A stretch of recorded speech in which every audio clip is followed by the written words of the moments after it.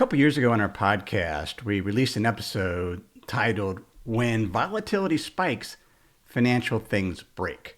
We've recently had a big spike in volatility as measured by the VIX, which is the implied volatility priced in to S&P 500 stock options. VIX soared over 50 for the first time since March 2020. Now we're looking at what might have broken. One of the things that we've seen since then is the incremental yield or spread for non-investment grade bonds has widened out. And the price of leveraged loans, these are syndicated bank loans sold into the market. They're variable rate debt. They yield over 8%. Their prices are falling because concern of higher defaults for bank loans and for non-investment grade bonds. And as a result, there hasn't been a new leverage loan deal issued in the marketplace for 2 weeks. That's the longest stretch since 2020 because prices have fallen. We're seeing returns for leveraged loans are actually negative year to date, negative 1%.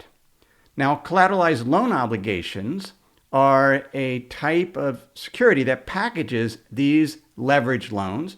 Their prices have also fallen, and so if we look at CLO ETFs, they're still slightly positive year to date. This is something we need to pay attention to because if recession risk continue to increase, we could see further declines in leveraged loans and CLOs.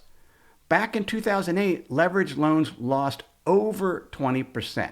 So if you're invested in this asset class, as I am, we need to be cognizant that prices can fall, even though it's variable rate debt that adjust as short-term rates fall, their yields fall. Prices of leveraged loans, these senior loans, bank loans, can fall dramatically when recession risk increase and the incremental yield or demand that investors require to invest in bank loans and non-investment grade bonds increases because of higher default risk. So we'll keep paying attention, as you should too.